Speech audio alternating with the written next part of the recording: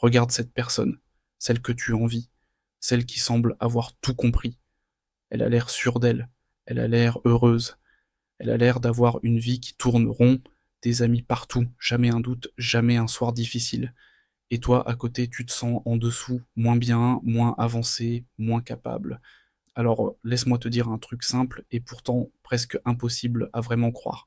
Cette personne joue un rôle exactement comme toi, personne ne montre ce qu'il est vraiment, personne ce que tu vois chez les autres. C'est une version éditée, polie, sélectionnée, un montage, les meilleurs passages, jamais les coupures, jamais les prises ratées. Réfléchis à comment ça marche concrètement. Quand tu croises un collègue le matin et qu'il te demande comment ça va, tu réponds quoi? Ça va. Même quand ça ne va pas. Quand tu postes une photo, tu choisis laquelle? La meilleure sur 15. Quand tu racontes ton week-end, tu racontes quoi? Ce qui était bien, pas le dimanche soir où t'as ressenti ce vide bizarre en pensant au lundi, tu édites en permanence, sans même y penser. Ce n'est pas de l'hypocrisie, c'est un réflexe social que tout le monde a appris. On montre la façade, on garde les coulisses pour soi. Et maintenant, la question qui change tout, si toi tu fais ça, pourquoi les autres ne le feraient pas? Cette personne que tu envies, elle a aussi ses soirs où elle doute de tout, ses insomnies à 3 heures du matin, ces moments où elle se sent seule au milieu de tout le monde, ces conversations qu'elle rejoue dans sa tête en se demandant si elle a dit un truc de travers, ces peurs qu'elle ne raconte à personne, mais elle ne te les montre pas. Exactement comme toi, tu ne montres pas les tiennes.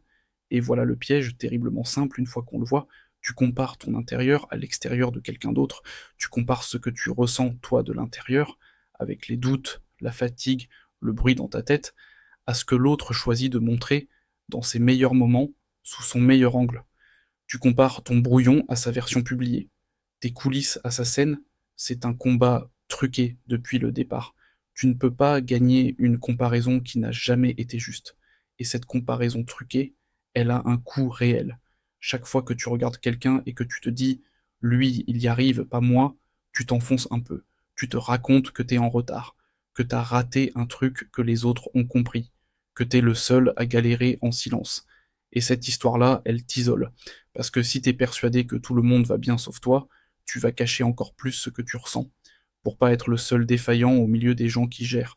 Sauf que voilà la vérité que personne ne dit à voix haute, il n'y a pas de gens qui gèrent, il y a des gens qui cachent mieux que d'autres.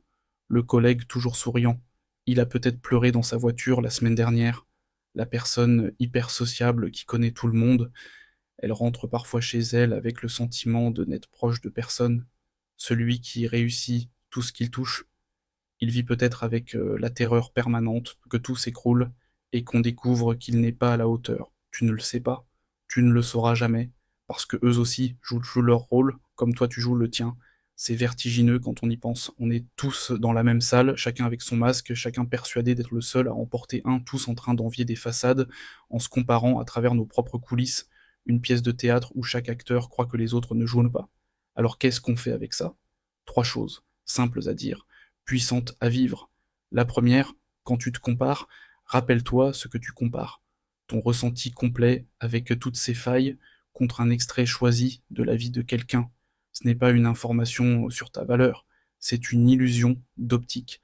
À chaque fois que l'envie monte, dis-toi juste, je suis en train de comparer mon intérieur à son extérieur.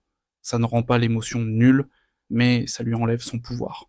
La deuxième, souviens-toi que ton regard sur les autres est aussi faux que leur regard sur toi. Il y a probablement quelqu'un quelque part qui te regarde toi et qui envie ce qu'il croit voir, ta liberté, ton calme, ta vie, alors que toi, de l'intérieur, tu sais que c'est plus compliqué. Eh bien, c'est plus compliqué pour tout le monde, sans exception. Et la troisième, la plus importante, ose fissurer ton propre masque de temps en temps, pas devant tout le monde, mais avec une personne de confiance, ose dire, en vrai, en ce moment, c'est pas simple. Tu sais ce qui se passe la plupart du temps quand on fait ça? L'autre souffle et répond, moi aussi. Et d'un coup, vous êtes deux vraies personnes dans la pièce, au lieu de deux rôles, parce que c'est ça, au fond, la sortie. Le lien réel ne se crée pas entre deux façades. Il se crée dans la fissure, à l'endroit exact où on arrête de jouer. Alors retiens ça, si tu ne retiens qu'une chose de cette vidéo. Les gens que tu envies jouent un rôle eux aussi. Leur vie parfaite n'existe pas. Tu ne compares pas ta vie à la leur, tu compares ta vérité à leur vitrine. Personne n'a tout compris, personne ne gère vraiment. on fait tous semblant. Alors sois celui qui, parfois, arrête.